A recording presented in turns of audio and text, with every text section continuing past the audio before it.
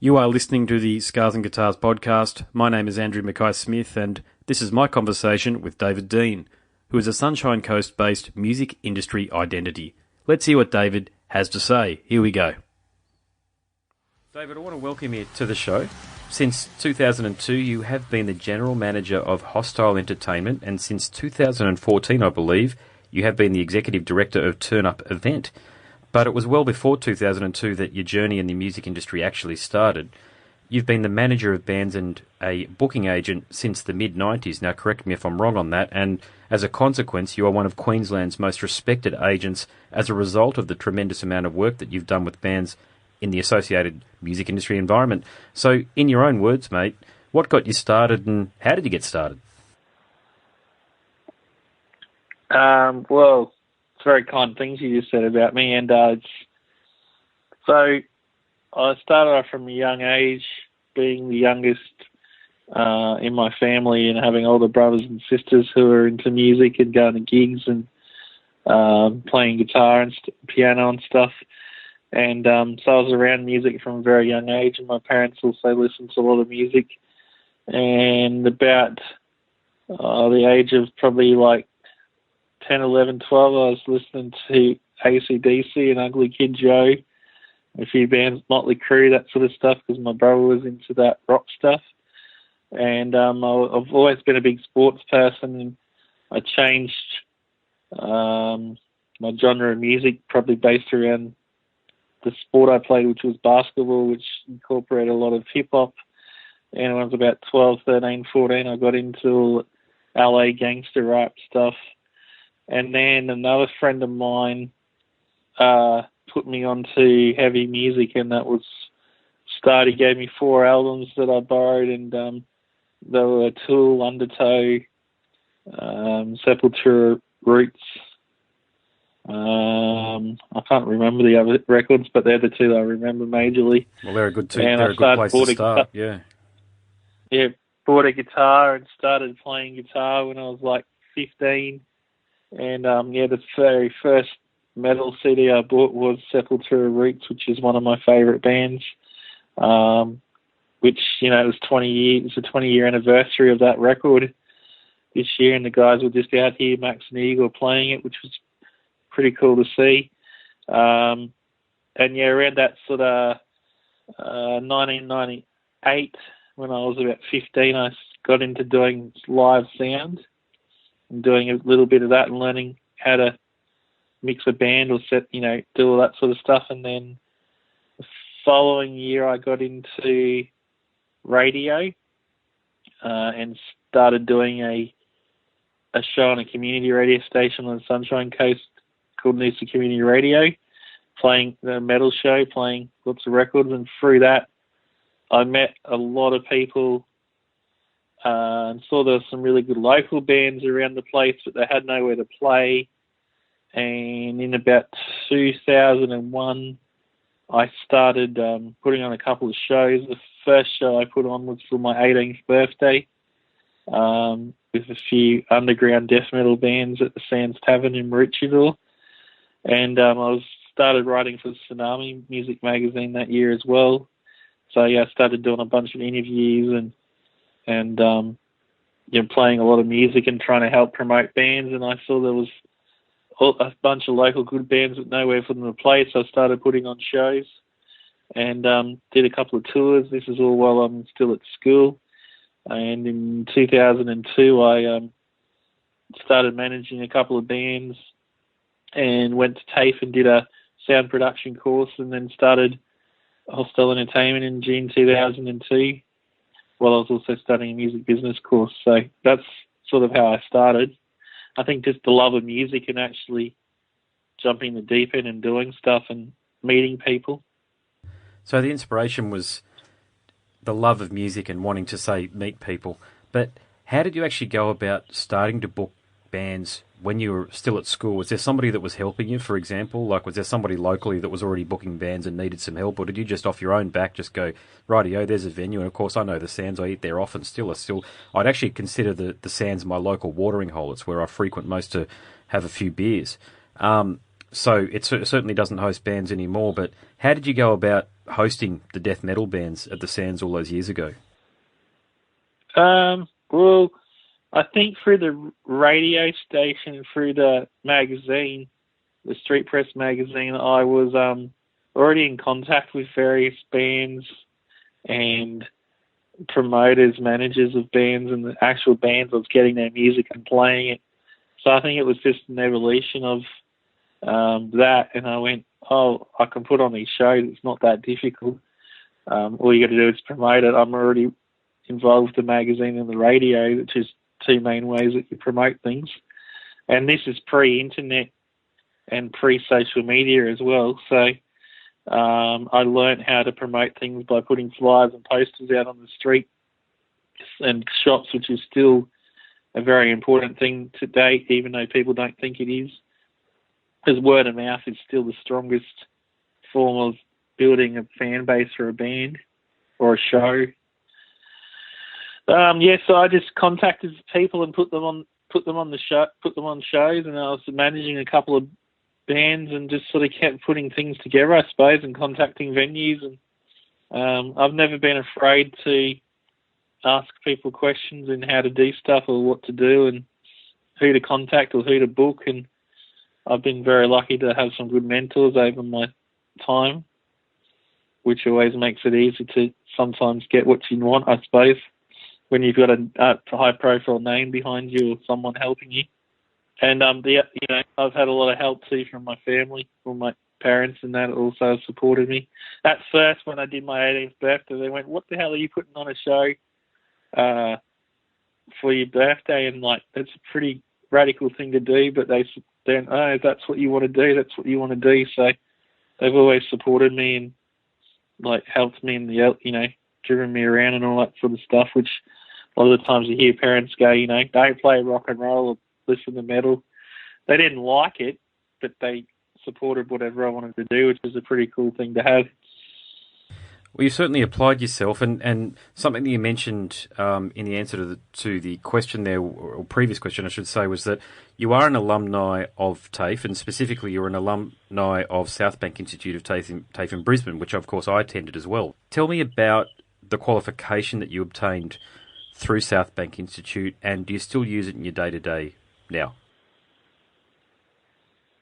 Yeah, well, I've studied 3 courses over the years. So I did a Cert 3 in technical productions, which was, learning the way of, doing live sound and recording. And I actually learnt on analog and on 2.5-inch tape and cutting all that up and putting it back together and patching things in, which was pretty cool to learn on that because now everything's done on the computer and Pro Tools and or whatever software program you're going to use where you can cut and paste things, with waves on a screen and everything. But yeah, I learnt with that. It taught me a lot of stuff about production, which is very useful when I'm booking or promoting a show. And, I can read production spec sheets of what things are and what people need and require, and I can talk to the artist, I can talk to the production company or the sound engineer or whatever about it. So, yeah, it's still useful. And then I studied a Cert 4 in music business in the same year, and I started Hostile Entertainment before I did that course. So everything I did in that course was really practical, things like business plans and marketing plans and bios and website stuff and all that sort of stuff, which, obviously I've updated a lot of that stuff, but I still use it to date. So that's been really useful. And then I studied a diploma in music business in 2006 at the Sunshine Coast Nambour TAFE. So I think training is very important to learn, but you've also got to be out there doing it. There's a lot of people that do those courses and don't actually do any work in the industry sometimes or don't end up using it. But it's been very useful for me. But the other main thing is it's the people that I've met through those courses that there's only ever probably 2 or 3 people that you probably continue on working with. But there's a couple of key people out of both courses that stayed in touch with, and we worked together on projects and grown with each other. Also, the industry people that come in and guest lecture, like the people that are pretty high up in the industry and done an awful lot of amazing things that I've, connected with and been mentored by and even done business with and, shows or worked on projects or bands with. So that's a pretty cool thing. So yeah, it's definitely good. It's, it's getting more expensive to study now at TAFE. But there is a lot more help around these days than what there was probably 10, 15, 20 years ago. It's something I support a lot. I actually give back, and I go into the TAFE and do guest lectures on the Sunshine Coast here for the music students, performance students, and talk about business and what a booking agent is, what a manager is, what's a promoter, what's a publicist, what they should charge, their roles, what they do, how you get one, how you present yourself, all those sort of things that are very useful. They are incredibly useful, mate. I think the students that are in the audience to receive some information from you should be very grateful. And, mate, have you had a lot of the students that you've spoken to reach out after the lecture to ask for further advice? Yeah, some do. Some don't. It just depends, mate. Sometimes people are scared to ask, because they think you're too busy. But yeah, that's a big I'm one. always happy to. I'm always happy to talk to people and give some advice and see, what's possible or whatever, because you never know where anyone's ever going to go. So I'm mindful of the fact that a lot of these people will be rather young, so 17, 18, 19 or thereabouts. So, mate, if you could go back to when you were that age or when you first started in the biz, what advice would you give yourself, or specifically, what piece of advice do you think, if you could only give yourself one piece of advice, what would you say to yourself? That's an interesting question. I would say that you've got to have a go at everything, even if you don't think it's something you're going to do in the industry. You need to be very well-rounded in what you do. So if you end up becoming a manager, you've got to understand production and journalism, or publicity, media. You've got to understand every asset of the industry. So making yourself aware of all that stuff, even if it's not what you think you're going to do or you're good at. And you never know. My one thing I say is you never know where you're going to end up. I started out working with metal bands, and that's all I wanted to do when I was young. And now I work with many different genres of music. I'm sure we'll touch on this later on, but I've also got a music conference that I've formed with a few other people, where I'm putting, well-known people from the industry together on panels to speak about different areas of the industry and what they can do. I never would have thought I'd be doing that. So, yeah, you just don't know where the path's going to take you. You don't know what door's going to open. But I definitely have a go, and you've got to be very hard-working and humble and not be difficult to work with, because it's a very small industry, especially in Queensland, let alone Australia. Everyone knows everyone. Everyone talks to each other about people. People will ring me, or or you ring someone else to ask what this person's like or what they've done or whether you should work with them. So that's the other thing. People don't think about that sometimes. Your reputation. Yeah, your reputation precedes you. Yeah, there's no doubt about that. And you want to carry yourself in a manner that where, look, people always have differences of opinion. There's no doubt about that. But you want to carry yourself in a manner where you're not burning any bridges before you even cross them.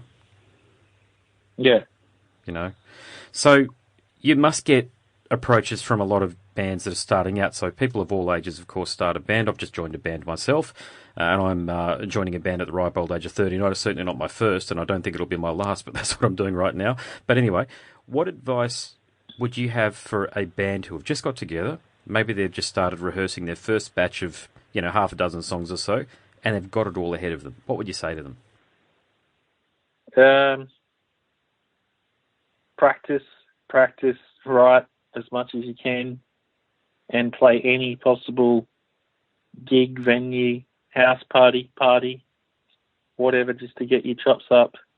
There's a thing I call gig fit. It takes a lot of gigs to be ready to, go and play a big show or in a big venue or whatever. You sort of got to get ready. A lot of people think they're ready for stuff and they go and do it and they're not. So being as professional as possible, rehearsed as well, having really good songs, and also trying to build a fan base, which is the most important thing these days. Is, unfortunately, social media is a big part of what we do now. But you've got to have friends and family that want to start off with, that are going to come and see the band play, and then try and build some sort of fan base that people will keep coming back to see the shows. Because if you can't get people in a venue, people, other bands don't want to put you on, or promoters or bookers or venue people, it's hard to get people all the time, but, you've got to keep doing that. And, I don't know, writing good songs and keeping people interested, I suppose. But yeah, it's a hard thing to do, and a lot of bands think they should be on certain things or higher up the food chain than what they are at the time and then what they are actually. So yes, that's a big one. I know as a working musician myself. Does that answer your question? Oh, it does, yeah, beautifully, mate. I mean, it's it's all about your perspective and your opinion on matters, particularly given your enormous experience in the business. And the point I was going to make is that, look, I've worked with some bands, some I wouldn't say large touring bands, but Australian bands that are touring and are fairly well known overseas and the like. And the guys in those bands have been very hospitable and very easy to work with in terms of you can put your stuff on and off stage fairly easily. And then I've worked with some bands that are only, I wouldn't even say big locally, but I can assure you certainly cop a bit of far more stick from the local bands that you do from the bands that have a bit of a profile. And frankly, I've never understood that. I wouldn't say that it happens all the time, but it happens often enough for me to sort of scratch my head and go, Jesus, we're all down the bottom of the food chain, with all due respect. We've all got it all ahead of us and we're all trying to make it. Let's just try to work together. And, if we're trying to get we can only get our stuff off stage as quick as we possibly can. We can't move at light speed, so to speak, in order for you to get your gear on.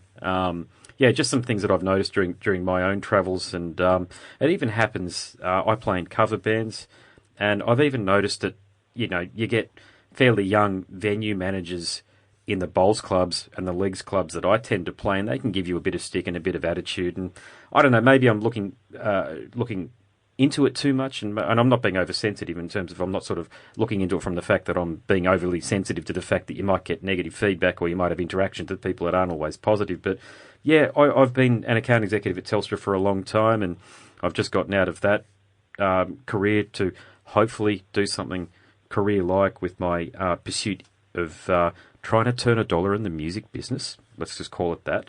And, I've just always noticed it, so I'll stay on point. I've always just noticed that with the music industry itself, it's a bit of an interesting beast that way. And my point there does dovetail into my next question for you. So here we go.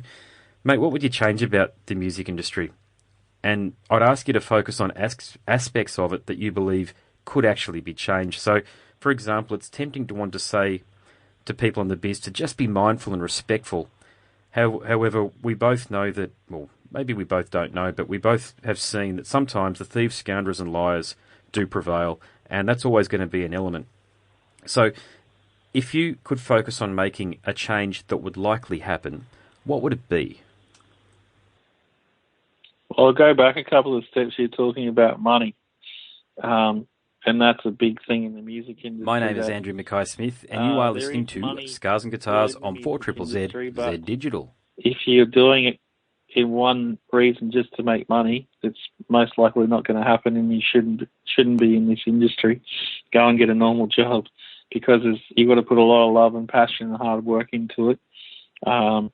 Yes, we all want to earn money, but, there's things I've lost money on, things I've made money on over the years, and it's part and parcel of the industry, unfortunately. And yeah, it's you got venues that that are wanting. There's so many different areas of people that you've got to work together with to make this happen. And I think the big thing is the whole venues, and the biggest problem we have in Queensland and Australia is the rules and regulations around liquor and venues and noise. Noise is a really big thing, and there's people trying to change that in different areas, but it's such a hard thing. So probably that whole, if you could have less rules and regulations around venues and live music and festivals and the whole noise thing, that would probably be something pretty major that I'd like to see. The other thing is people. How can you? There's no sort of music union or group. There's the Q Music, which is the peak body, and there's bodies in each state that work together to try and build change and lobby government and all that sort of stuff. But it's such a hard thing. But venues need to, pay people better sometimes. But it comes down to the musicians, when you got so many people trying to make a living, and people play for hardly any money, and then people are trying to get decent money and they don't get the gigs. But there's so many different angles. You've got like the covers gigs and the covers venues you're talking about, and then you've got the touring venues or the original venues and stuff like that. So you've got RSLs and sporting clubs and bowls clubs competing against venues which are just live based. So say like the Soul Bar on the Sunshine Coast, they've got no poker machines or TAB or Keno or anything in there. So the only way they make money is from food and alcohol sales and ticket sales to gigs, which is a good thing. We need more venues like that. So Soul Bar get some pretty serious acts coming through though, don't they? So they must at least, they must be more than break even, is what I'd say. Oh, yeah. Yeah, well, their bar sales and their food is where they make their money. So is it just that... Do you think that... Just asking for your opinion on this one here. Do you think it's just looked at as an easier earn for the publicans, so say ALH Group, which is, of course, Woolworths, to stock what used to be the music room full of these damn bloody pokers, because I hate the things. I think they ruin lives. As they're a far more consistent earn than, say, putting on a band every Friday and Saturday night and going to the trouble of having punters coming in and out.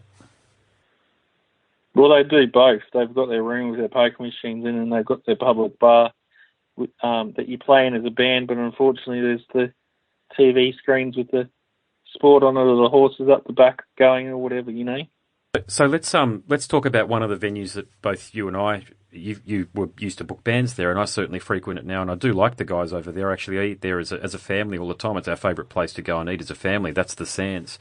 They have a function room out the back, which I believe is where the bands used to play. And, of course, that was the venue on the Sunshine Coast going back 20 years ago. There's no doubt about that. I don't think there was any other venue for a lot of bands to play, except for that venue whose name... that was the only venue in the 2000s, pretty much. In the 90s, there was 3 major venues on the coast, but they all disappeared.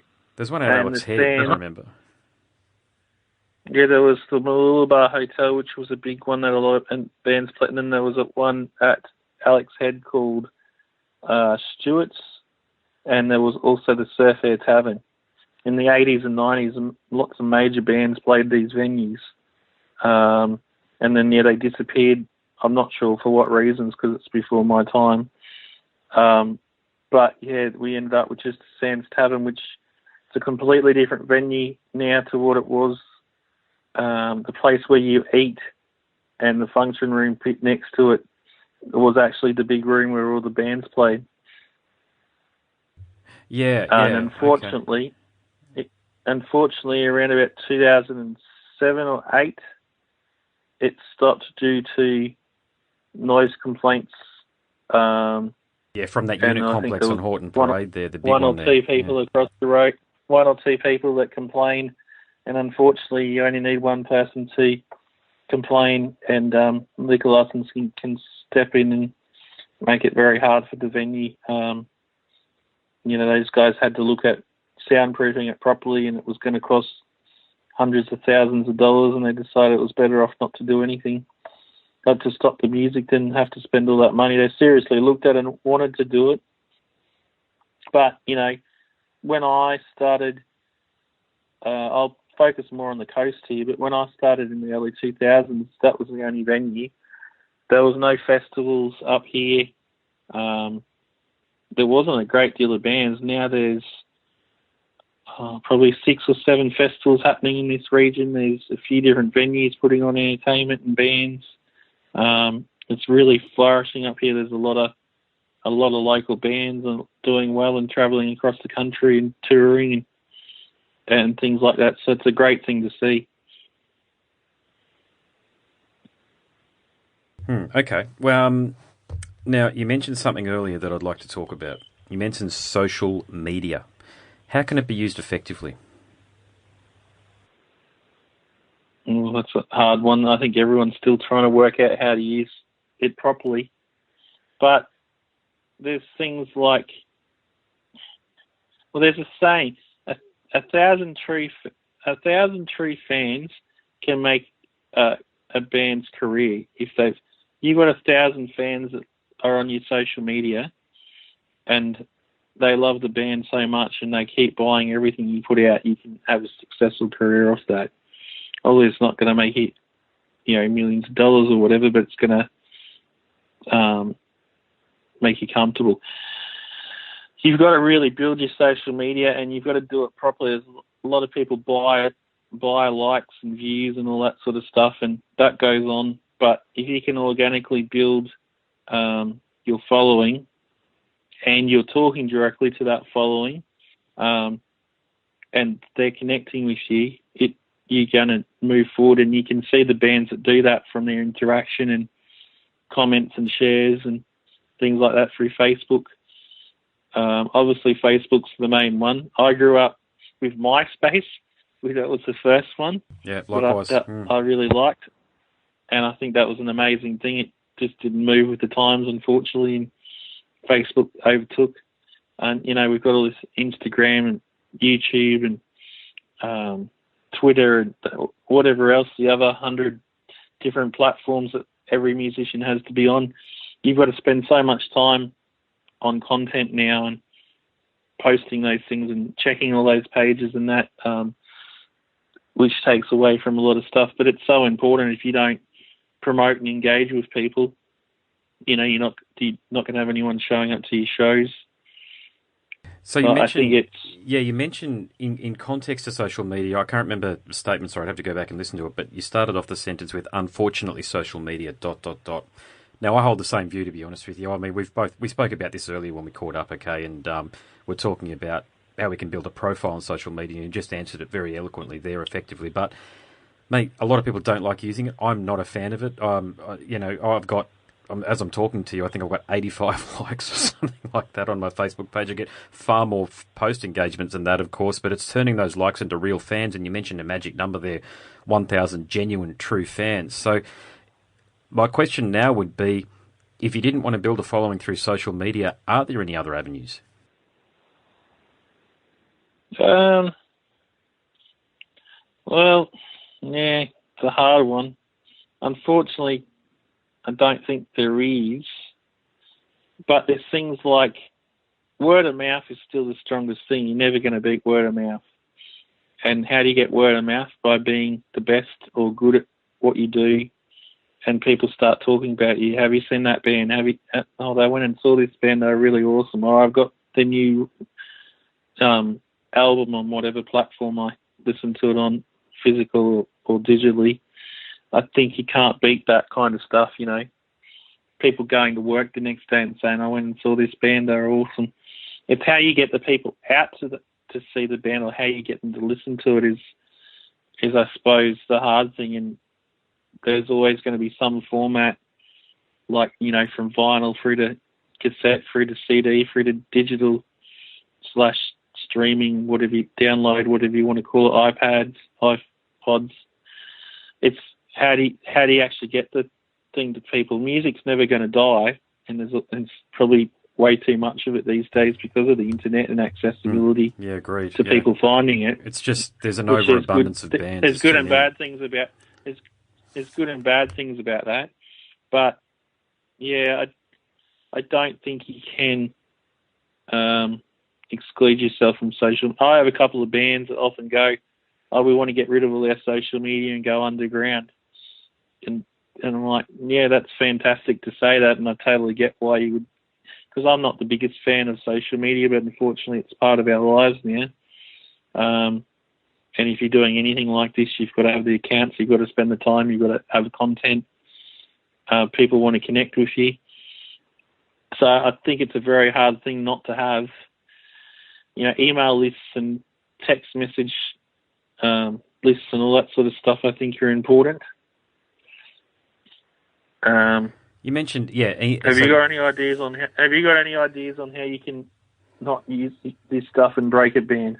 Well, I do have one, but it's not one that I'm particularly a big fan of, and it's something that, again, you and I spoke about earlier. Now, you mentioned quite rightly that any publicity is good publicity. I mean, I'm not talking about, heinous acts and like people who do criminal acts or what have you. That publicity isn't great. But for a band, how do they get themselves into the media with something that is going to raise their profile? So say a one-off event that is going to raise their profile. So I remember the band Sick Puppies. Do you remember the band Sick Puppies from the early 2000s? I think they're still going with a vastly different lineup in the States. But they did some sort of a free hugs campaign, and this, I think, was when YouTube was in its relative infancy. It certainly wasn't back then what it is now. But they ended up getting millions It took off for them. Yeah, exactly. They ended up getting millions of likes because they did this free hugs campaign. Now, I can't remember the details. Somebody listening will probably, get me on social media and say this is what happened. But anyway, that was an event where social media was in its infancy. I think they pretty much went around and gave hugs to people and filmed it all and put it up online pretty much. And so that's one way. It started going viral pretty much. Okay, that's a good word. So viral. How could a band perform an activity that would go viral that would therefore raise their profile? Well, I'll go back one step. I think that you asked me what can a band do to get noticed or, whatever it is. You've got to have a point of difference, and you've got to be able to use that point of difference to get to the media for them to want to cover you, because if you could be just the same old person that's a million singer-songwriter guitarist, for an example. But if you've got something to your story that's unique, that stands out, people will, and you're willing to use that, people will attract to that. So it's probably thinking outside the square and seeing what's different, I suppose.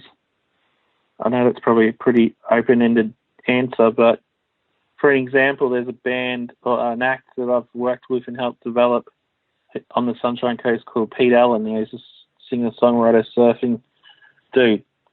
And he came to me and he'd done all this footage and he had a video clip of him surfing on a guitar, bodyboarding on a guitar, and they got all these cool promo pictures and footage that was used in a video clip. And I said, that's your point of difference. Like, you need to write a press release about that. You need to get it out to media and they'll cover it.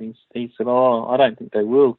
I said, let's just try it. And he got it out to Channel 7.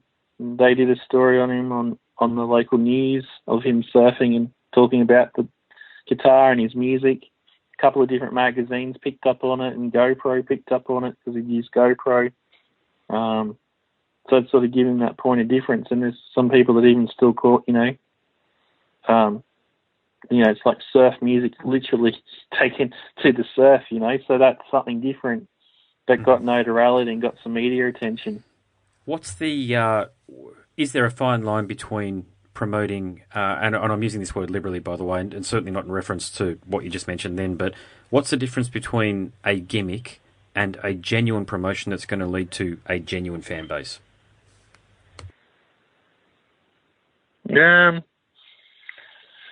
Well, you got to wonder how real it is within you. Is it something that you're willing to keep going? It's like, do you want to be known as, I don't know, a badass band or negative, and portray that negative vibe, or do you want to be that happy vibe? So you've got to work it out within yourself. What do I want to be? How do I want people to portray me out there? Because some people say, like, metal bands can do this whole thing, Satan, hate God, all that kind of stuff.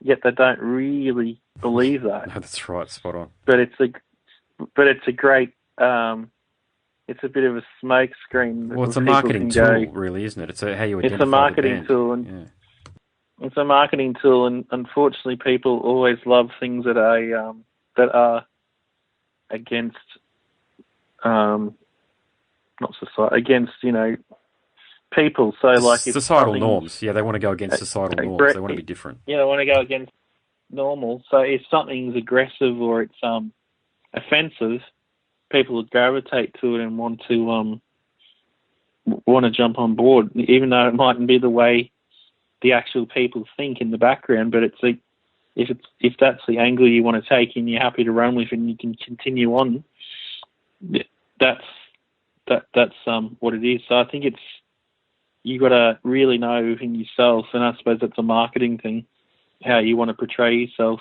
what image you want to put out to the general public, and build that with your fan base.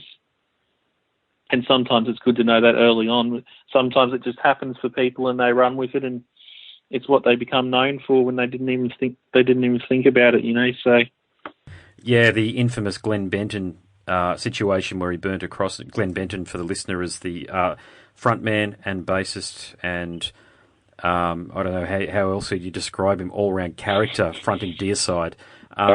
And he burnt he burnt a cross into his forehead in his early 20s. Now, he hasn't had plastic surgery, so that upside-down cross is still burnt into his forehead. And for more reports, he's a family man, he's got kids, and Deicide effectively is his day job. You're more likely to find him mowing the lawn if you visited him outside of business hours, so to speak. So, if you put him on a stage, he's a very aggressive, in your face kind of character. He obviously plays that up really, really, really well. I think he's pretty serious on stage about what he does, but he hasn't. Yeah. He's never used face paint like the black metal bands or some of the other bands these days or what have you. It's really predominantly been about the music for him with overtly satanic lyrical content. That's the best way of describing it, I think, than the music that Deicide produced. And people have gravitated to it and love it. It's a band that you've interviewed, Cradle of Filth. They had a couple of T-shirts back in the day that were really offensive that people wore, and it was called... My name is Andrew Mackay-Smith, and you are listening to Scars and Guitars on 4ZZZ Z Digital. It's okay, I'll just put a disclaimer at the beginning of the discussion. It had Jesus as the ton on the back of the T-shirt, and that got a lot of offence from people. Well, on that point, it was only a couple of years ago people bought the T-shirt. And it was only a couple of years ago that I think someone was arrested in New Zealand for wearing it.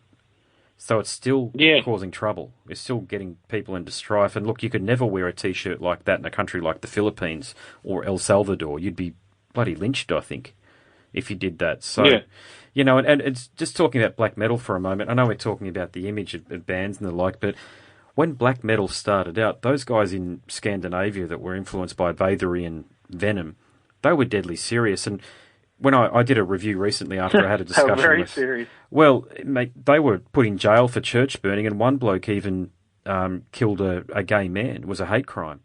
I don't know why he did it, but he was... that was the guy, what's his name, from Defection? No, the drummer he was one of the early drummers in Emperor. I can't remember his name now. Emperor.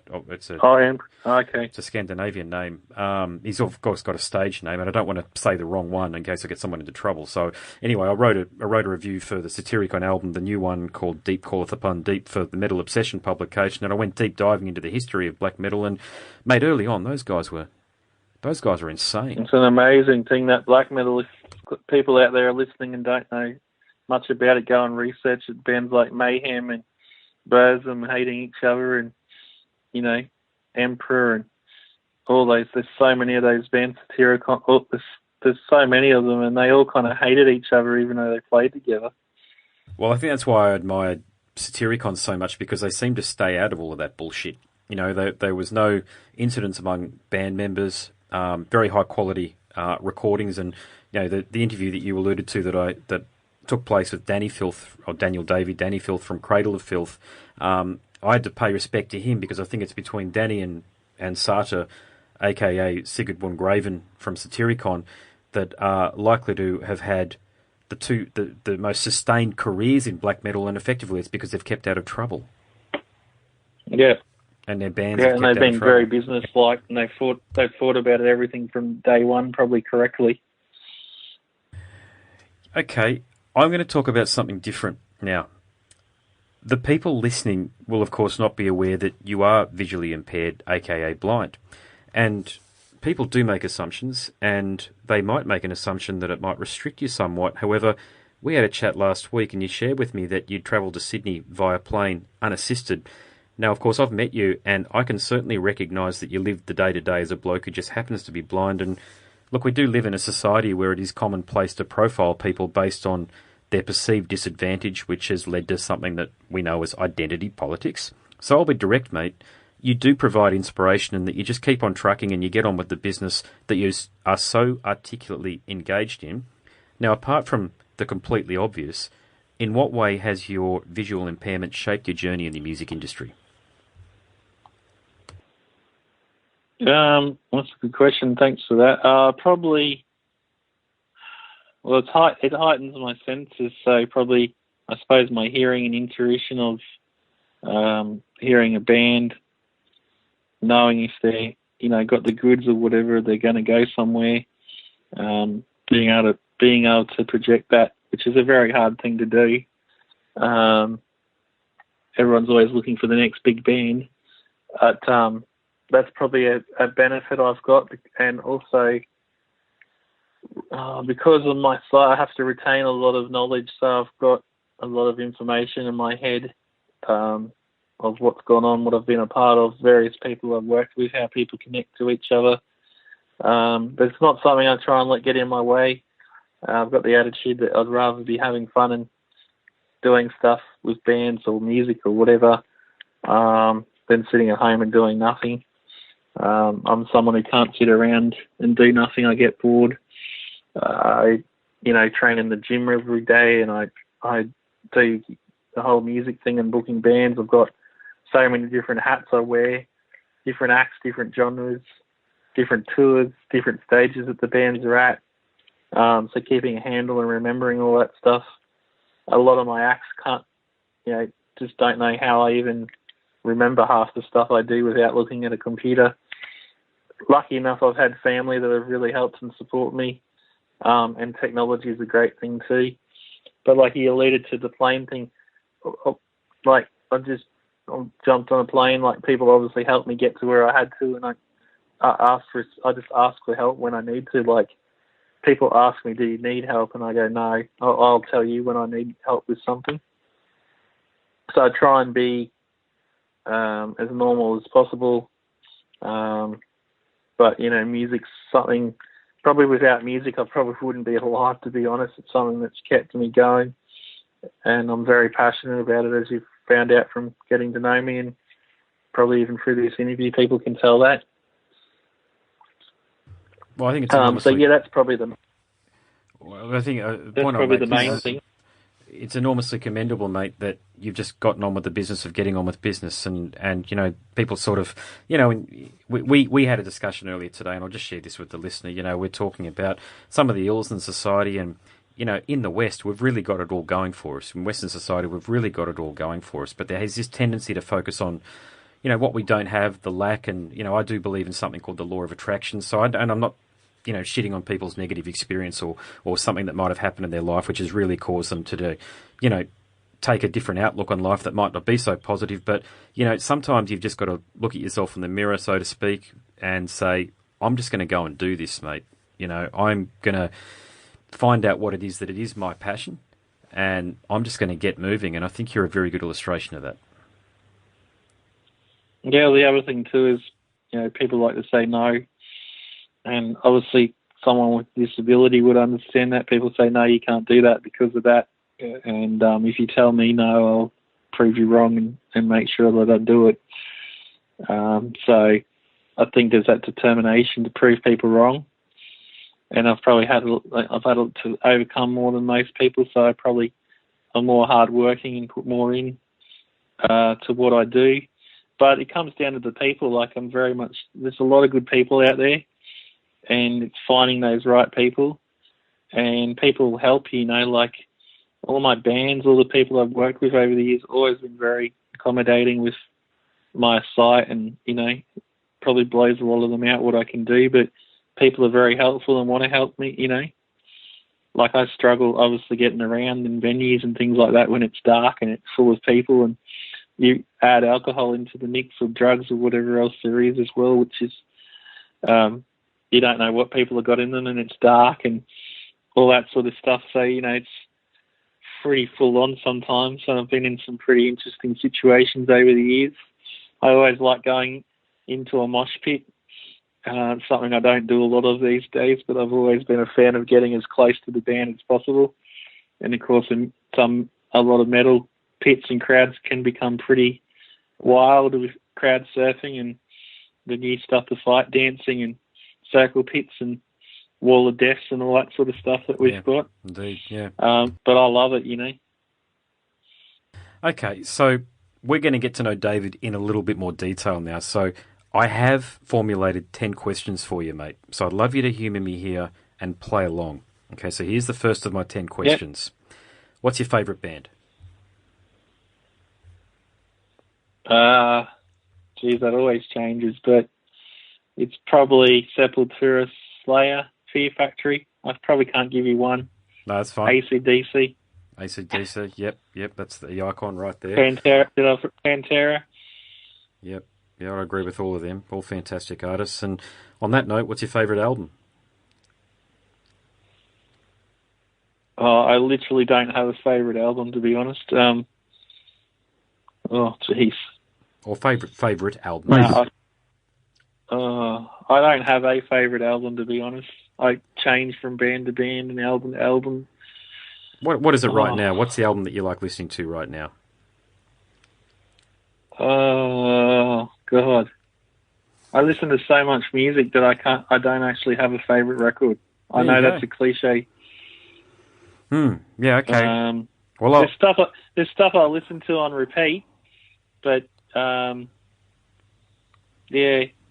not really anything I can probably put on the, unless I've said my own acts that I work with, which that's not the right thing to say. Mate, you can do... Well, actually, we've got to get to the point where we do some... start again. We've got to get to the point where we do some shameless self-promotion, so we'll get to that, so that's okay. But, yeah, I mean, why don't I do this? I'll co-answer for you, okay? So if I was going to pick my favourite album, it would be divided amongst three. It would be King's X, Dogman, Weezer's Pinkerton, and Faith No More's Angel Dust, because they had such significant impact on me when I was at school and got me started they're the albums that I'd credit as getting me started as a musician back in the day. Yeah, well, I've also got to put Sepultura Roots in there because that's the first record that I got into heavy music. Yeah, great album. I'd probably put Fear Factory, Soul of a New Machine in there. I'd probably put Slayer's Rain and Blood. Oh, yeah, that'd be up there. Yeah, I'd probably put Pantera's Vulgar Display of Power, which was the first record I got into.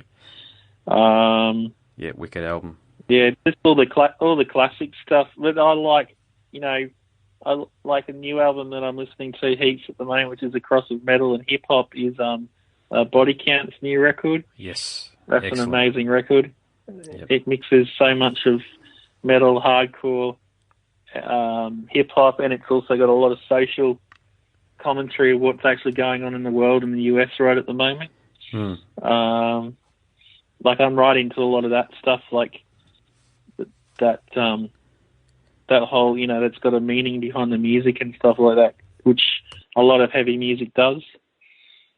I love, Parkway Drive and their record, their very first record that got the massive Killing of a Smile is a favourite of mine.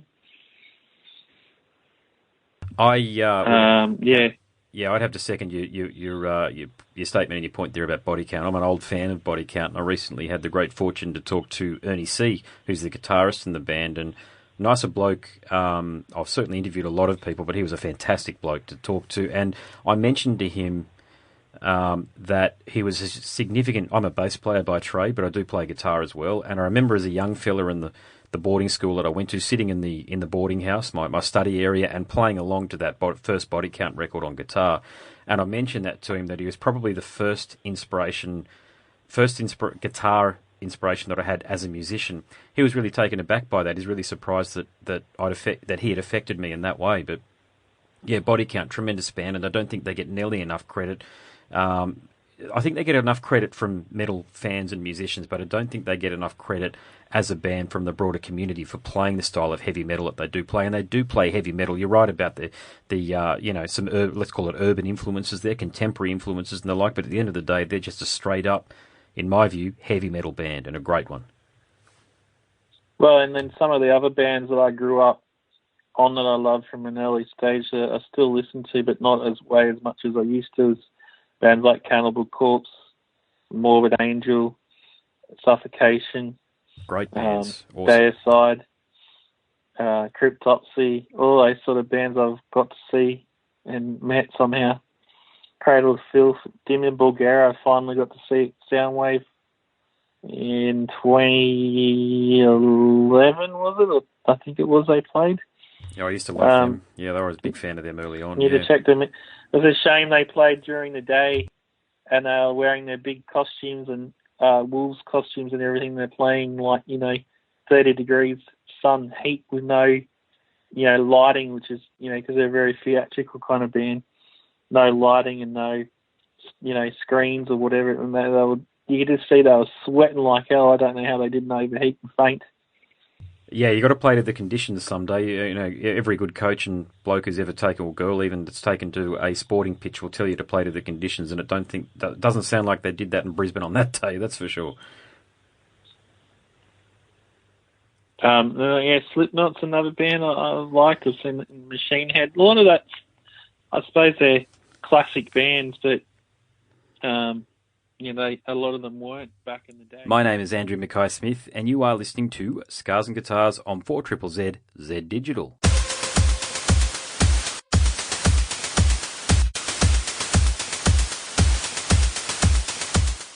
Welcome back from the break, and thank you so much for listening to those important messages from the station. My name is Andrew Mackay-Smith, and you are listening to Scars and Guitars on 4ZZZ Z Digital. This is my discussion with David Dean, a Sunshine Coast-based music industry identity. Let's get back to it. Here he is again, Mr. David Dean. Actually, that brings me to my next question. Actually, so hold that thought. What's your favourite live performance, or favourite live performances? These days, it's very hard to excite me because I've seen so many shows over the years. But some of the bands, it's all stuff probably going back. Things like when I saw Iron Maiden in 2008. That was an amazing show. The Somewhere Back in Time tour where they played all the classic. Yeah, I was there for that. Yeah, at the all the basketball stadium there in Brisbane. Sorry, I can't remember what the name of the place is called. Brisbane Entertainment Centre. Yeah. Brisbane Entertainment Centre. Seeing Black Sabbath in 2013, which I thought I'd never see them. Ozzy sung quite well actually, which is hard to believe, and I saw them last year, I think, on their farewell tour, and he didn't sing as well, but that's Ozzy. Like, he's the man. Like, he's the epitome of rock and roll. How he's still alive is an interesting story. But probably the first time I saw AC/DC in 2001 on the Surf Up a Lift tour at Brisbane Entertainment Centre. That was amazing. Just not being able to hear for a day. Also afterwards, I'm very much I'm a rock and roll person because I've started playing guitar and I still do play guitar.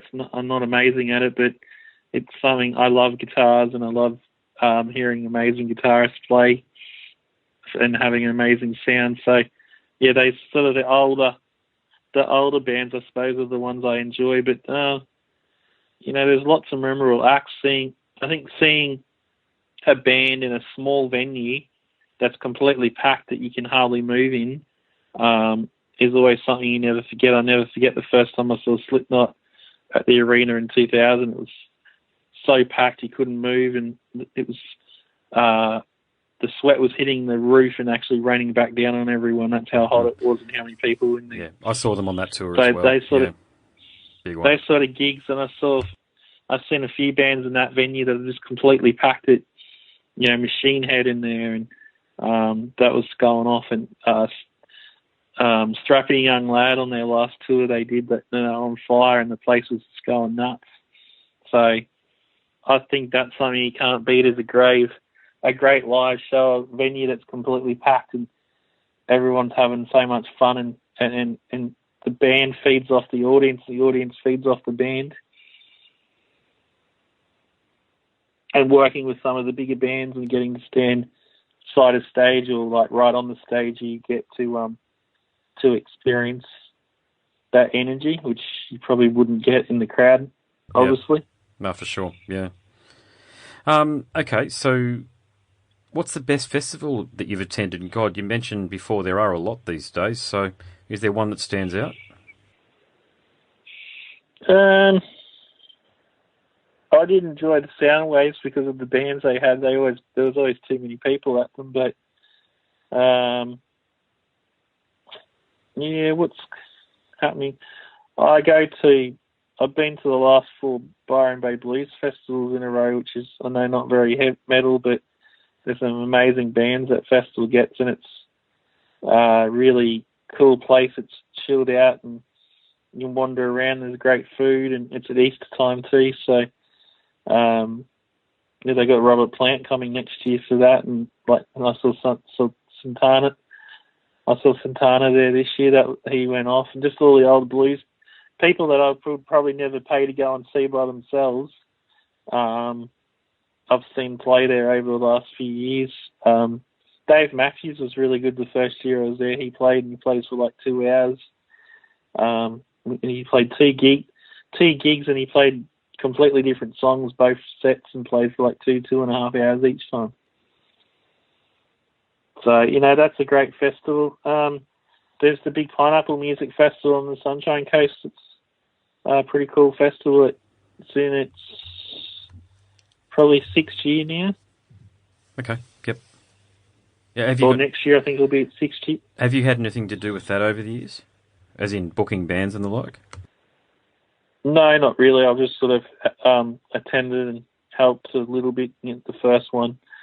But it's just good to be at those things and see what goes on, and hang out with some of the good bands that are there. And there's all different genres of music too, Yeah, for sure. Okay, I'm going to throw 2 curveballs at you. What's the worst live act you've witnessed that you feel comfortable sharing, at least anyway? And I'll share mine before you share yours, okay? So way back in 1996, I can't say I was a massive fan, but I decided to go and watch the Smashing Pumpkins, and they were shit. I thought it was a complete waste of money, and it looked like Billy and the Smashing Pumpkins as opposed to a band up on stage. So on that note, what's the worst live act you've witnessed? There's actually a band, and I can never remember their name because they were so terrible. They played at the Tivoli, and my friend said, "You've got to come and see this band with me. They're one of his favourite bands." And they're a UK band, and they're really old. They're an old band, and there's a statement that was something like hearing them's like a 747 taking off. And I seriously tell you, I've never seen. I had earplugs in, and I was standing at the back, and my whole body was shaking, and I was still. My ears were still sore the next day. It was so loud you couldn't even hear the vocals. I honestly can't remember what they're called. What's another band? I'm trying to think. It's a very good question, though. What's one of the worst bands? Because, not every band's always as good as what you think it's going to be when you go to see them. Yeah, I mean, I've seen some bands which I thought weren't worth the money, but the Smashing Pumpkins concert in 1996 was the first time I was only 18 then, but it was the first time I'd watched a band and thought, my God, really?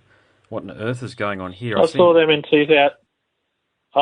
2008, and it was, yeah, I wouldn't say it was amazing, but it wasn't terrible. Like, it, I don't know if he was, so he had a different band then, I suppose, and everything. I'm trying to think. There's got to be something that sticks out. I always just appreciate what I see, and I think there's some amazing live bands out there, and it's always funny when you see a band and you've heard the record and they're either better live or they're worse live than what they are on the record as well. Obviously a lot of heavy bands and rock bands are normally better because that's just, they're seasoned musicians and they're used to playing, and they put on a show, but it's probably standard bands that that can be like that. But no, I've seen a lot of great live bands. I think live is something that's amazing. You just can't beat. Like, you can listen to a CD or a DVD or whatever, but it's not the real thing of being at the gig. And it's always the stories of the going to the gig and how you got there and how you got home and what funny shit happened to you on the way, or you're running late because of something, or I don't know, something funny happens, or you end up missing the band that you actually wanted to see because you went to the pub and ran into some old friends you hadn't seen for ages down the road. Yeah, and actually I've got to share my favourite live performance. People would be surprised, but way back in 2006 I saw the Psychedelic Furs. Now, I'm an old fan of the Psychedelic Furs, the band that sung Ghost in You and Love My Way, Pretty in Pink. I saw them down at the Coolangatta Hotel with about 30 other people. There was barely anybody in the audience comparative to the capacity of the venue. But my God, they were awesome. It was one of the few bands that when they finished, I genuinely wanted I wanted them to play more. And the same thing happened to a band called VHS Orbita, who are now no longer. They're a bit of an indie band with a bit of a disco feel to them, but they played at the Zoo a few years back, about 10 years ago or so, and they did the same thing. They didn't play for too long, though. That was probably the most disappointing aspect of their set, was it was only a little over an hour, but they could have played for another 2 or 3 hours, and I would have been satisfied with that. Some of the best shows I've seen is when you do a small crowd of like 30 or 40 or 50 people, and it's a real band when they can put on a hell of a performance to that, because it's a hard thing for bands. They've only got a small crowd in front of them. It's, that they don't feel right, or they don't feel good, and if you can put on that performance, it's a really amazing thing. And so I always say to my bands, there's 3 people in the venue, 300 people, 3,000 people. You've got to put in on the same performance, You never know who's going to be in that venue that might like the band or know someone that's important or might be able to help out, or they might come up and talk to you at the end and get a card or buy a CD, or you just never know. And that's the great thing about music, I suppose, and the music industry and performance and all that stuff. I can tell you firsthand, playing every weekend in RSL clubs, leagues clubs, various pubs and clubs throughout Queensland, that the smaller the audience, the harder the gig for me personally. I just find that you need people to be there for the energy exchange to happen, and it inspires you to put in a wonderful performance. And that's not to say you put in a poor performance in front of, a small crowd, but you do lose energy very quickly when you're playing in front of, and I've even played in front of virtually nobody. When I was playing in an acoustic, myself and a singer, I used to play acoustic guitar, and a singer would accompany me, and we've played in front of just bar staff. And that's a bit interesting. It feels more like a rehearsal then, but I would never say it is a rehearsal because, of course, you're getting paid for it. But, yeah, it's always interesting for bands, and it is a challenge how many people you play in front of, because you do really want to play in front of as many people as you possibly can. It's a real thrill to be able to do that. Well, I've got a great example. A band that I'm sure we'll talk about later on that I am working with quite closely, called Dark Cell, just played this big Fearophobia event out of Sydney at Hawkesbury from last Thursday through to last night, Halloween. And they weren't the main attraction. Like, they're on this stage outdoors, and there's all these rides around them, or haunted houses and ghost trains. Let's call them rides or attractions. And people are lining up for them. So there's not really that many people in front of them, yet there's people, listening to them. And they still got to put in 110%, which is what they did. So that's a hard thing when you're not the main attraction as well. which can be a good thing and a bad thing.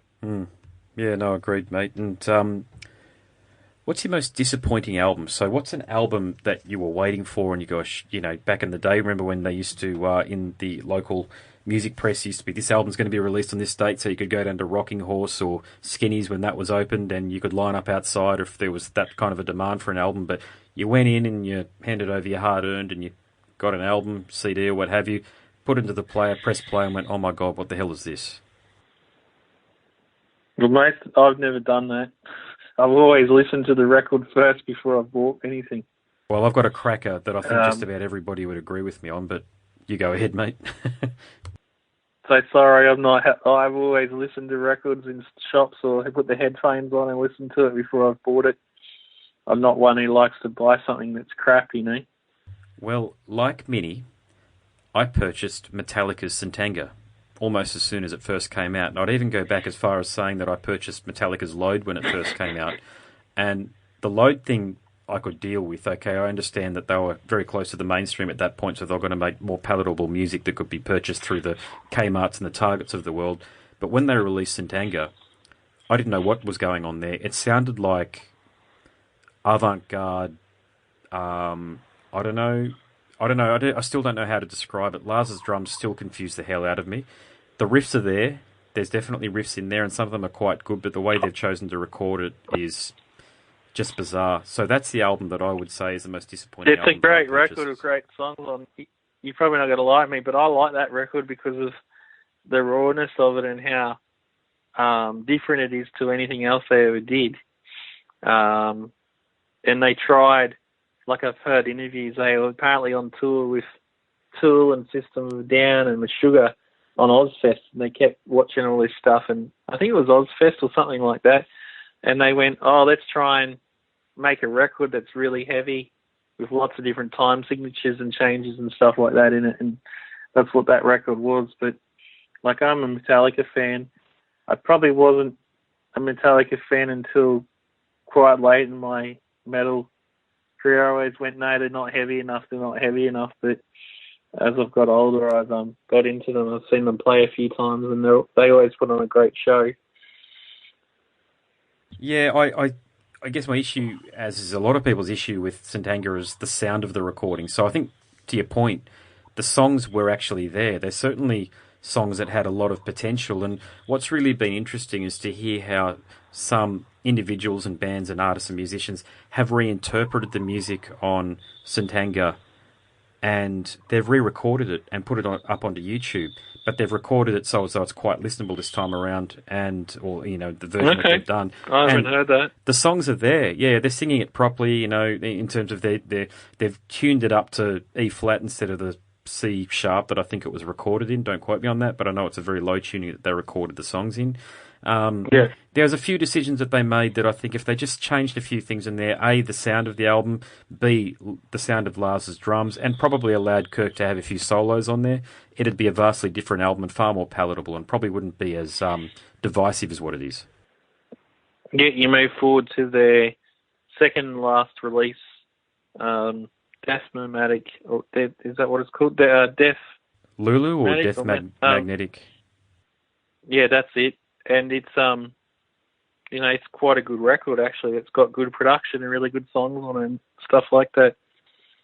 It sort of harks back to their old style. Well, I think it was but you can't beat their first. You can't beat their first four or five records.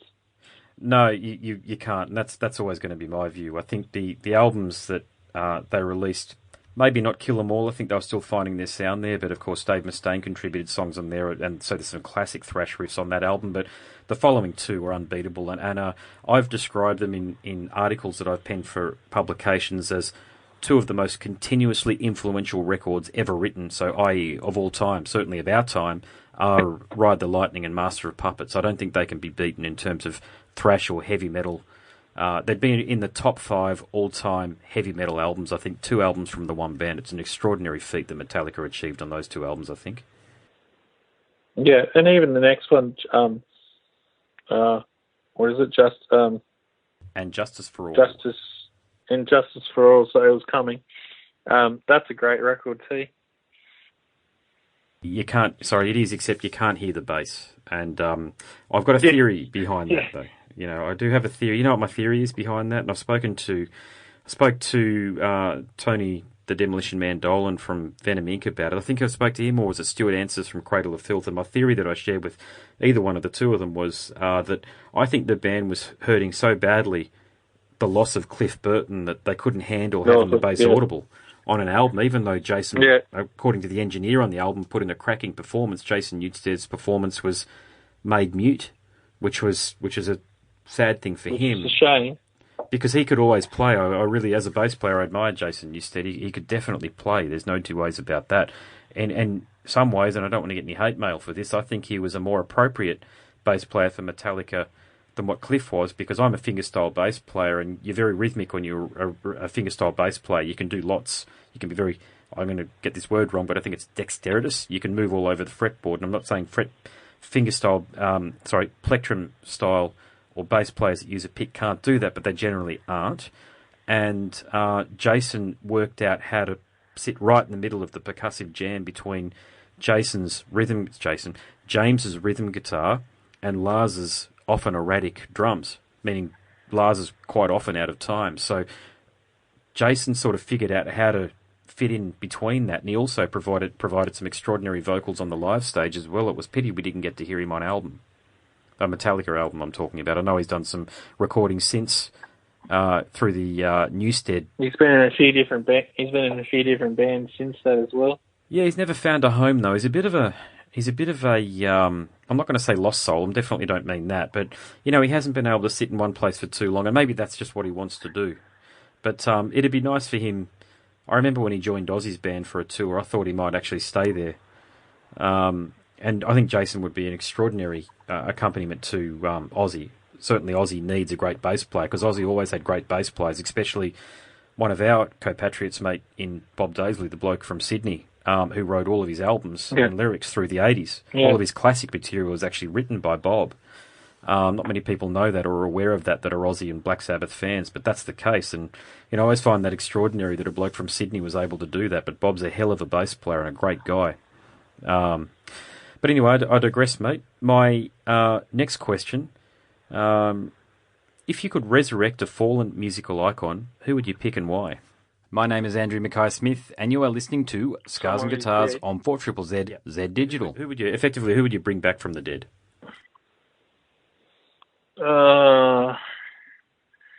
Fortunately, there's some so great people that have passed away. I'd love to see...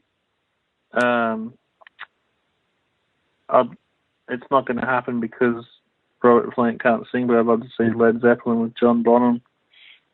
That'd be my pick obviously as well. Passed away. Pink Floyd probably is the original lineup, because I'd say one or two of their members passed away. Sid Barrett's definitely gone, but he left. Yeah, he went crazy. I think, gosh, you know, I don't want to get that wrong, but I think something happened to him in the early 70s. No, that's why I was being very careful what I said. The person who unfortunately passed away a couple of years ago, who's an amazing musician, I've seen him a couple of times live, is Lemmy from Motorhead. The legend, the icon, yeah. It's someone that you could bring back. I'm trying to think. That's probably Bon Scott, obviously, for AC/DC is probably one of the main ones for me. Yeah, that's. Yeah, I think the other one that I'd bring back that I would include up there with, you know, the great Lemmy, the great Dimebag as well, but as Freddie Mercury from Queen. Yeah, Freddie Mercury from Queen. Mercury. There's so many, isn't there? Unfortunately, you know, they're just icons. David Bowie. 2015 and 16 was a heck of a year for artists to depart the mortal coil. And unfortunately, I don't think people like to think about this. These guys are all getting older that are still alive, and in the 70s and 80s, they pumped a hell of a amount of drugs and alcohol into them, and they're all, you know... You're dead right, mate, and that's what's caused it, I think. Happening now. I don't think they were ever going to lead long lives. You know, a lot of them have led very full lives, and look, I didn't the David Bowie thing, David Bowie's passing and Lemmy's passing, these things generally don't affect me because you don't know these people, you're fans of their music. But I was genuinely, affected in a small way by the passing of Lemmy and David Bowie in particular because, I do appreciate their music. Whether they were popular or not, I think I would have got into their music. I love Lemmy's attitude and I love David Bowie's music. Yeah. Yeah, we just lost a great person in Australia last week. George Young. George Young from the Easy Beats, and Young and Harry Vander, that was such a great songwriting partnership for Albert's music, and the younger brothers of George, Angus and Malcolm, obviously from AC/DC, but he wrote and produced so many songs for various acts in this country. So he's going to be a great loss to the rock and roll industry in this country, unfortunately. Who's the favourite musician or artist that you've met? One that you really, when you met, you went, I really enjoyed that.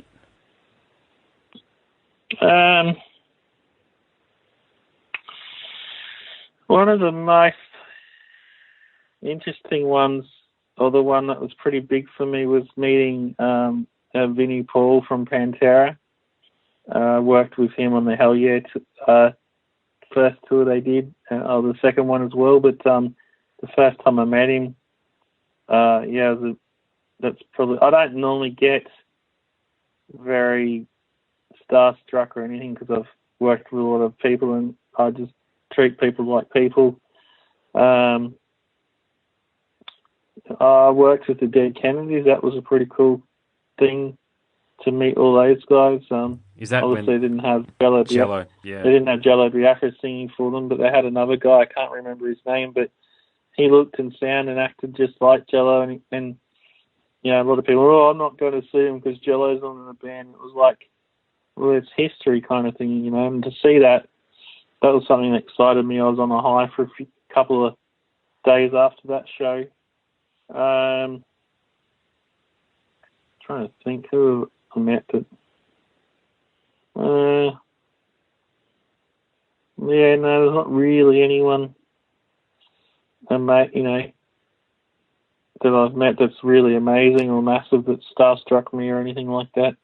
Well, the one that I met, and I know I shared this story with you earlier, but I'll share it for the benefit of the listeners, was about 18 years ago. I just happened to be in the Roosevelt Hotel in Los Angeles, and I bumped into Max Cavalera, and I was a long-haired nobody back then. And, I definitely looked the part. I had the metal look down pat, and he walked past me, and I had to say, "Are you Max Cavalera?" He goes, "Yes, I am." And I said, "Would you mind waiting here whilst I go and get a pen and paper to get your autograph because I'm a big fan?"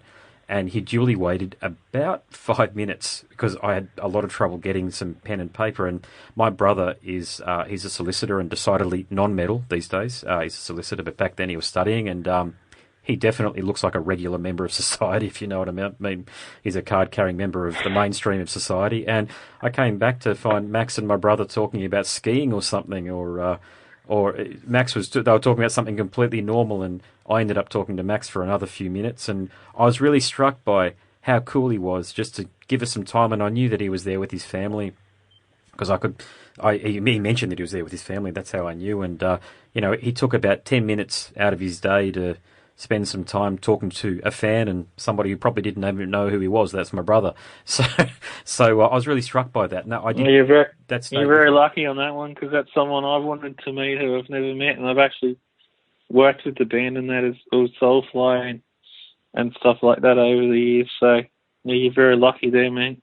Yeah, he's a great bloke. The other one that I didn't meet but I spoke to over the phone that I was very nervous about talking to before because I was such a big fan of the band is Overkill. So I spoke to Bobby Blitz Bailey, and he was a tremendous bloke. And I actually mentioned to him that, look, I've done a few interviews at this point, and this is probably the one that I was most nervous about because I'd been such a fan. I loved that album Horoscope that came out in 1991, and he couldn't have been cooler. He's another good bloke. So, yeah, these icons of rock and heavy metal, mate, they're all good blokes.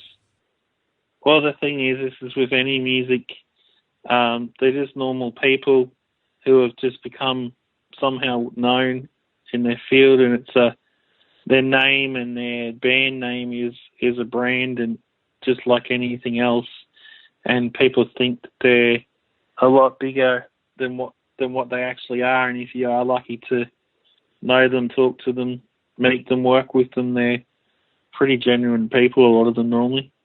There's always, there's egos involved in this, and people can be up themselves, but most of the people are reasonable and genuine and doing it for the right reasons, Okay. I've got 2 more questions to ask before I hand the mic over to you completely to talk about what you're doing at the moment.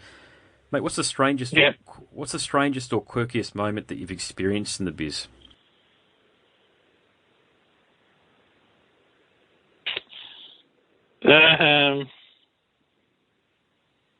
You mean like dealing with certain people and that? Yeah, I'm not talking about having a paranormal experience or anything like that, although you can share that if you wish, but have you ever had a moment that's occurred where you think, God, what the hell happened then? I mean that in a positive sense as well, like not yeah, a negative sense. I know it's going to hit that, but there's so much stuff, it sort of all becomes a blur, so like I've done so much stuff, worked with so many different bands and that it's, I don't think there's ever been any weird moments. No, I think it's just everyone doing what they do and doing it for the right, hoping to do it. But no, I haven't really come across any weird or super weird situations. I suppose it's just dealing with public and, making sure everyone's safe at shows, or, the bigger the venue, the bigger the show, the bigger the band, the more people you got to make sure they're right. And I suppose it's just coming across interesting situations with dealing like venue owners or managers or security or police or things like that over the years, I suppose would be what it is. Yeah, fair enough. Okay, I'll just share one quickly that I experienced. It's not even that, it's just a quirky experience, really, and a bit of a thrill as well. I remember playing in a covers band in Irish Murphys in the city opposite the Treasury Casino, and we're rocking out, we're doing our thing, and I look out in the crowd, and right up front dancing with his girlfriend, or someone who I assume was his girlfriend, was Andrew Stockdale from Wolfmother dancing to our music. So, that was a pretty interesting experience, and another one was when playing at the what is now called the Elephant. It used to be called the Elephant Wheelbarrow, playing in front of Dave McCormick from the band Custard. That was a bit of a thrill as well. Oh, yeah. Quite a Custard fan back in the day. So, yeah, you see little things like that happen that go, wow, okay, it's usually the opposite way around, but here they are watching me, and I know it's just circumstance that has led them there. They're not there specifically to watch me, but still, they're in the audience, so it's a nice experience. They're out to have fun, mate. But it's like that at festivals. You can have people backstage that are important or out of some well-known band. They're not even playing. They're just there to hang out and watch, or they might jump up on stage. So, yeah, you never know who you're going to meet where, mate. Okay, final question before I hand the mic over to you to talk about what's happening in the world of David Dean. Who's your favourite musician or artist that you've met? Who have you really enjoyed spending time with and getting to know? Now, you might have already mentioned it through your answer to some previous questions, so I think I know who it might be, but who is it? The people that I like spending time, probably the band that I've spent a lot of time with over the years backstage, and that is the guys from a little band out of Byron Bay called Parkway Drive. Just a little old band. Really nice guys. Yeah, really nice guys. Very humble. I've had some great conversations with them over the years and seen them grow. It's probably multiple bands. It's a band called Cog that have been out of the picture for quite a long time in Australia, but they're coming back, writing new music and playing some shows. Done a lot with them and spent a lot of time backstage talking to them all. And the drummer Lucius is an incredible person who, is a great person to talk to about life and, what's going on and everything like that. There's a lot of acts. I normally try and leave people to themselves, but some of the acts I've worked with multiple times, obviously you get to know well. This band in Australia, British India, they're really nice guys, and I've spent a bit of time with them and done quite a few shows for them over the years. Yeah, I like to try and speak to everyone if possible, but I also like to give them their space and room, because what people don't realise is when you're dealing with acts and that, and they're backstage, they're going through their routine to get ready to go on. And so sometimes it's best to sort of talk to them but leave them alone to do what they got to do, because they've got to get in the zone to be able to walk out there and give a great performance. Often afterwards is the best time. I've definitely witnessed and been a part of some good after parties after gigs and bands have played in dressing rooms or backstage or whatever it is. Where you get to witness what's going on, which is pretty cool. So yeah, have I answered that for you? Yeah, mate. Yeah. Any answer's right. Yeah, it's just whatever experience you've had that you feel like sharing with the listeners, really. Yeah, there's just so many. It's sort of hard to pick. It's the ones that I've probably done the most with over the years. But I always try and speak to everyone if I possibly can, and at least know that you've done the show, and you normally get thanked and get some stuff signed or whatever. Get a bit of memorabilia is always good to have, a poster or a CD signed or something. I've done a lot of the older bands too, so bands like Black Sorrows and Mentals Anything, and Radiators and Russell Morris, and it's always good to catch up with those guys. Rose Tattoo was an interesting one when I did them. They were good guys to speak to. Old Angry is an interesting character, and they put on a great show. I'm not sure if they're still playing or not. Well, they did the Guns N' Roses show, but I watched it. That's right. ANZ Stadium, yeah. That's right. I forgot about that, but I don't think they've played for quite a while before that. No, I think you're right. They've been off doing their own things and that. Yeah, there's a lot going on for Angry. I think he was he should have been one of the prime candidates to replace Brian, in AC/DC when they were looking for a replacement. I think he would have nailed that. But look, I understand why Angus had to go with a known name internationally, and I know that Angry is certainly known internationally, but he probably, of course, doesn't have the profile that Axl enjoys. So I can empathise with that decision there. But Rose Tattoo, great band, and they put in a heck of a performance supporting Guns N' Roses, I might add. Yeah, well, I saw Guns N' Roses, but I missed the support because I was running late getting to the venue. All right, mate. I'll hand the mic over to you. What do we need to know? What is the audience or listeners, what should they know about what's happening in your world and the bands that you're supporting? Well, you should jump on to Hostile Entertainment and see some of the shows, either my website, which is hostilentertainment.com, or the Facebook page, which is where I post a lot of stuff with different shows and bands that I've got going on. I've got a few different hats I wear, obviously, with different bands, and they're all at different stages. But there's also a compilation that I put together that I do every year of different local bands that I'm working with that you can stream off the Hostile Entertainment website. And if you go to the first page you go to is built for punters and fans will go to shows and for giveaways and all that sort of stuff. But if you click on the industry thing in the menu bar, it'll take you to my industry website, which has got all the acts I book and work with. It's also got a list of all my past clients with different bands, and there's some reasonable names in there. I kind of forget them all, but they're all on the website. There's a lot of them. And it's got testimonials and all that sort of stuff on there. So, yeah, just busy with that. The main band that I'm working with at the moment is a industrial rock heavy band called Dark Cell. Fantastic really interesting band, by the way. Yeah, great band. Really interesting band, interesting guys, very hard working. All the things I've been speaking about, they do. They paint themselves up like Kiss. They've actually been tagged as a modern-day Kiss.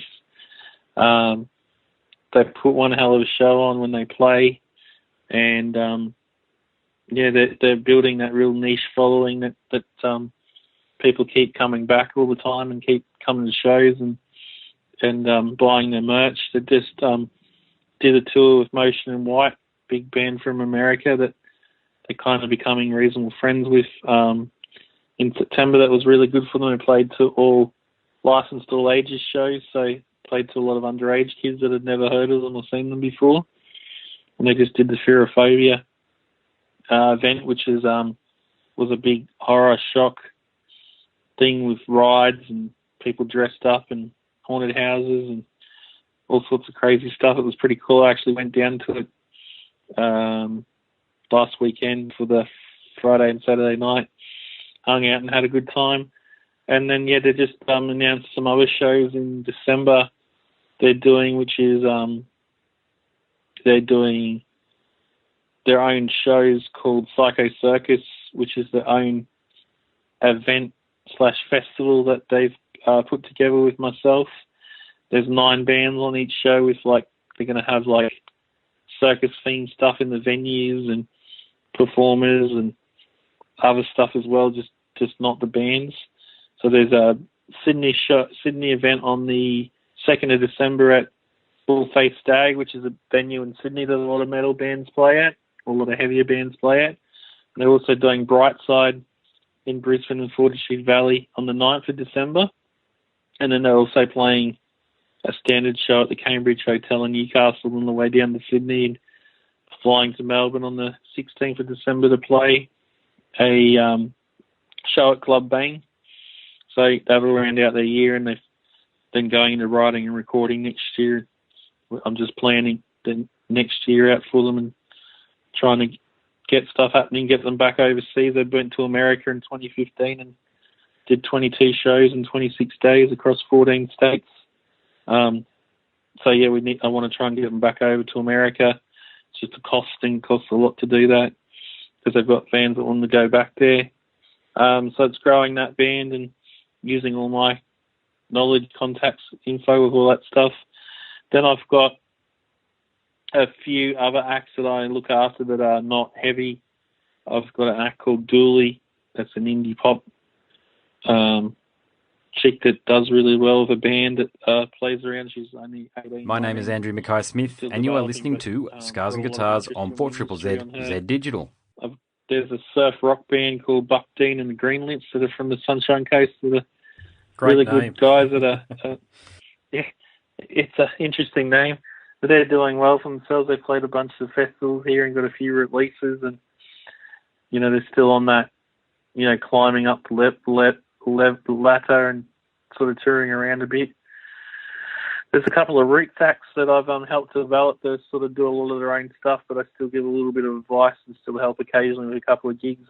One guy called Chris Flaskus, who's become a band called the Chris Flaskus Trio, and I think he's just called it now. It's just the Flasco Trio or something. But it's kind of like he uses didgeridoo and everything like that. So it's that real earth rock, I suppose you call it hippie sort of music, the rootsy music, which is very popular on the Sunshine Coast. There's another act, Pete Allen Collective, who he's very sort of surf rock stuff, which is pretty cool. Who else is there? I'm trying to think off the top of my head now. There's a few bands. There's another band, Linford Symphony, that are just an old school 4-piece rock band that are recorded a record and playing some shows and trying to get out and about. So yeah, there's a few other acts. I'm just trying to think. No, there's a band called Holistic, or a metal band that you should really check out if you like your heavy music. Very straight up thrash metal / modern metal sort of crossed together, I suppose. Not to Regret, who are a punk band from the Sunshine Coast. So yeah, there's quite a few acts. They're all on my website. So they're sort of helping bits and pieces, and there's always other acts that I'm, you know, looking at, talking to, helping, putting on some shows. I've got an event coming out called Rock and Roots on Saturday the 2nd of December at the Caloundra RSL Function Room, which is a venue that I do a bunch of bookings at on the Sunshine Coast. I've got 10 bands on there, all local bands from the Sunshine Coast, with Barefoot headlining. It's a 6-piece reggae band that's doing really well. And then the Radiators, old school band, on the 9th of December there at the Caloundra RSL Function Room once again. So, yeah, at the moment I'm just trying to look forward to next year and plan out stuff. I've also got a conference that I started in 2014, which he talked about at the very start, called Turn Up, the Turn Up Sunshine Coast Music Industry Conference. We just had that event about 2 weeks ago at the Lynn Lane Theatre in Nambour, which I have like 3 showcase acts, launch, a keynote, and then I had 2 different panels with 4 or 5 people on each panel talking about different things, and a couple of smaller keynotes in conversations. So this year I was very lucky to have a guy most people would have probably heard of, Glenn Wheatley, did the keynote. He manages John Farnham. Mm-hmm. Very good name in the Australian music. He's managed Little River Band and Delta Goodrum, and he played in the Masters Apprentices. He owns radio stations, and he's been involved in all sorts of things. He did a really good keynote. And then I had a guy that would be very interesting for you to get on an interview, called Ted Gardner, who now lives in Melbourne, originally from Sydney, but worked with Men at Work and ended up in America. And the list of bands he's worked with is incredible. He managed Tool, Queens of the Stone Age, Jane's Addiction, Brian Jones' Town Massacre that he still manages now. They're a very underground cult band, plus a heap of other bands. And him and the singer from Jane's Addiction, plus 2 other people, started the Liza Palooza Festival in America. That was the first touring, alternative touring festival that, everyone played on, from Rage Against the Machine to Metallica to Ice Cube to the list is amazing. Big Day Out actually modelled their festival in Australia here off that. They went and hung out and watched it and came back here and implemented it. So yeah, he was pretty cool to have. And we had Bill Horrocks from the Woodford Folk Festival. That's a big festival. It's not far from the Sunshine Coast. It gets about 130,000 people to over a 6-day period. So he was talking. He's a very intelligent person, has a lot to say about the industry and festivals and how to grow them, which is good. So yeah, start working on that for next year and sort of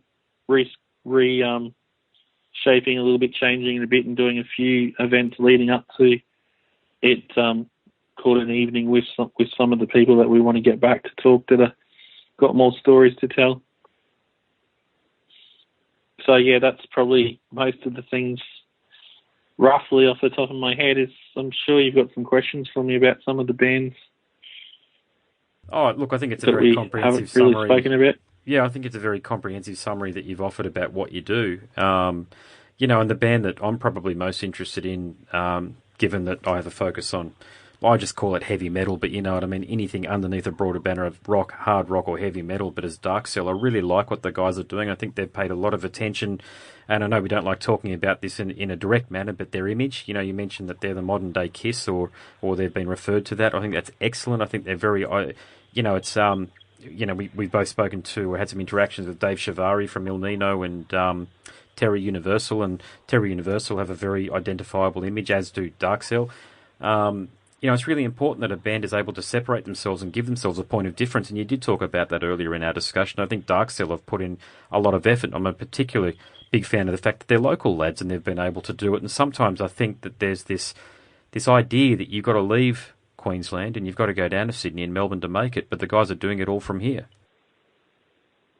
Yeah, they tour down to Sydney and Melbourne and stuff like that, but I've had people over the years tell me I should move to Sydney or Melbourne, and I go, nah, it's not necessary. If you need to go, you're better off to be bigger in your area where you're from, and if you have to, you can jump on a plane and go to Sydney or Melbourne for meetings or whatever you got to do. Like, they can jump in a van and drive to Sydney and and play a gig or play a couple of gigs on the weekend and come back and go back to work, you know. Yeah, agreed. I don't think there's any reason to have to move down there, given the advent of the internet and the way that it's so prevalent in our lives these days. And mate, catching a plane down to Sydney or Melbourne is really just like getting on a bus, really, isn't it? I mean, we've got a local airport here, a bloody good one here on the Sunshine Coast, as is our colleagues and compatriots do in Bundy, right the way through to, obviously Brisbane's got a magnificent airport, and so does the Gold Coast. So there's not really any reason to have to move down there. And I know that completely different genre, and I haven't interviewed them, but I actually want to interview them. But the two main people that are in the electro outfit, Confidence Man, I'd love to understand why they had to move down to Melbourne from Brisbane, because they're originally from our neck of the woods. Okay. So some people choose to do it, and think it's going to be beneficial for them. Like, I've seen people move and then it doesn't work out like they think. But you just got to try these things, I suppose. So, Melbourne is a pretty cool place to live and play if you're a musician, because it's so cultural. But so I can definitely see why people do it. But I wouldn't do it, and I don't think most bands need to do it. But some people choose to, and it's a completely different life for them, and they love it and have fun and embrace it. So it's, you can't say don't do it, because unless you try that stuff, it mightn't be for you, or it might be for you. Who knows, man? Yeah, agreed, mate. Yeah, I think it's just horses for courses, really. It's whatever people are trying to achieve and the method and means of however they're trying to achieve it. So there's no right or wrong way to do this. It's just what works and what doesn't work, really. And sometimes you've got to try things. You've really got to try things in order to know that they're not for you. You know what I mean? So I do like that. Moving countries. Well, look, I remember it's moving countries and people moving to London or LA or whatever to try and do, or New York to do what they're trying to. Well, I as a very young working musician, I mentioned Bob Daisley earlier on, so I'm going to give him props again here, but he's a very kind, I like him, he's just one of those guys, and I reached out to him for bass lessons back in the day. Now, he said he was too busy to do bass lessons, but what he said he would do was something, he didn't call it this, but effectively it was mentorship. So he used to call me from time to time just to ask me what I was doing, how was I trying to become, I wouldn't call it session musician, but I basically offered my services for hire, for anybody, but I was doing it for free. I just said, look, if you need a bass player, I'm trying to build a reputation, I'll do it. And I got a little bit of work, and he asked me how I was getting the work, and he was gave me some good feedback about all of that. But the key piece of feedback that he gave to me was, this was in 2002 or 2003, around the time that the Rugby World Cup was on, that Australia hosted back then. And he said to me, if you really want to make it, you've really got to move to either London or LA or New York. He said one of the two American cities. I think it might have been LA. And, and he did it. He's a walking, talking example. He did it many decades prior, but he did it, and I think that was really good advice. But I didn't have the wherewithal, if you like, to uproot myself and move across the sea to do that at that time. But I think he gave me good advice for that time because of what I was, which is I wanted to be a career bass player. My early aspirations were, to give you an example, my early aspirations were to become Johnny Farnham's bass player. I just wanted to become a working musician. Now, the irony is, I have since become a working musician, but how I've done that is by playing covers music. At the time, I didn't even understand that was a career option, but the advice Bob gave to me, given the way I wanted to pursue music, was correct, which was to, if you want to stay as a bass player or a bass player come guitarist, and you really want to make that happen, then your best opportunity is to move overseas and do that. But when I was in the Philippines recently, because my wife's half Filipino, so all of her, a majority of her family's still over there, a lot of Americans over there, and I was talking to one of the Americans at a pool that I was spending some recreational time with my kids at, and he said, oh, yeah, I know what you're doing, and you really do need to move to LA. So there's a second person that said that to me about something that I'm doing in the music industry or associated with the music industry. So they are far brighter lights, but I do think if you want to get started, you've got to do it in your local area, specifically to the point that you just raised earlier. Yeah, there's a lot of bands, too, that want to go to America or Europe. And a lot of people, I always hear the same thing. It's, what have you done in your own country? What's your story? How many records you sold, how many people can you pull to a gig, and then you've got to pay. What a lot of people don't understand is overseas, you've got to pay to play in Europe or America.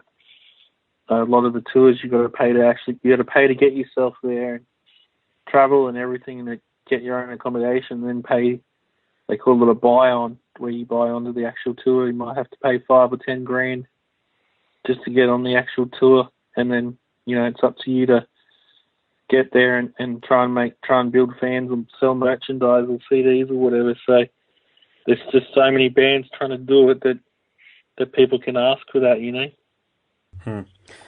Agreed, mate. Mate, I might wrap things up. I've kept you for almost 2 hours, if you can believe it. These conversations do tend to go on for about this time, but you've been an extraordinary interview subject. You've given us a wonderful insight into what you do. You've shared a lot of opinions, which I really do want to thank you for doing that. And I really hope that the listeners on 4ZZZ and indeed through the podcast can get a lot of rich information from this discussion here. And anybody that's and the key point there, and I want to give the detail on my point there, is that anybody that's looking to start out in the industry, just have a listen to some of the advice that you've given. And anybody who wants to refine their focus a little bit more, because you are doing it. You are a local promoter and you've had a long and fruitful association in the industry. And I meant what I said earlier. You are one of the more prominent promoters here in Queensland. And, the work that you're doing with Dark Seal is extraordinary. And I really hope for both yourself and Dark Seal, mate, that they go on to magnificent things. Yeah, well, I appreciate that. I'm sure there'll be more too, mate. You are listening to the Scars and Guitars podcast. My name is Andrew Mackay-Smith, and that was my conversation with Sunshine Coast-based music industry identity, David Dean. Thank you so much for listening.